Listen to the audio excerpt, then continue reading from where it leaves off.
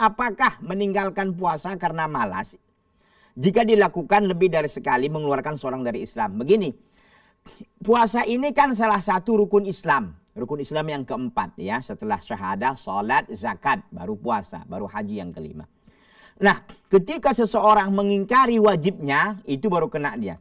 Ketika seorang mengingkari kewajiban puasa Ramadan, lalu dia meninggalkannya. Kenapa Anda meninggalkan puasa Ramadan? Karena bagi saya nggak wajib itu. Ini. Karena ini maklumun bid-darurah minad din. Ini sesuatu yang sangat nyata dan jelas dari agama ini. Bukan perkara yang tersembunyi.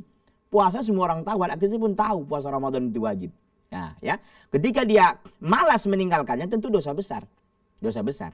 Bahkan kata para ulama, orang yang berbuka puasa dengan sengaja di bulan Ramadan tanpa ada udzur yang syar'i, haram hukumnya dia melakukan perbuatan-perbuatan yang dihalalkan. Seperti makan, minum, wajib dia menahan.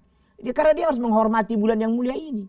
Karena ini bulan yang dimuliakan oleh Allah Subhanahu wa ta'ala. Jadi itu pendapat para ulama. Karena bulan ini sangat mulia sekali ya. Jadi selama orang itu tidak mengingkari wajibnya Ramadan atau tidak mengingkari bahwa Ramadan itu salah satu rukun Islam, maka itu tidak dia sampai keluar dari Islam ya, tapi tentu dia dosa besar. Iya, karena ini sebuah kewajiban. Ini kabirun min kabairi dzunub, salah satu dosa-dosa besar yang ada itu meninggalkan kewajiban melaksanakan ibadah puasa Ramadan. Selama dia tidak mengingkari wajibnya.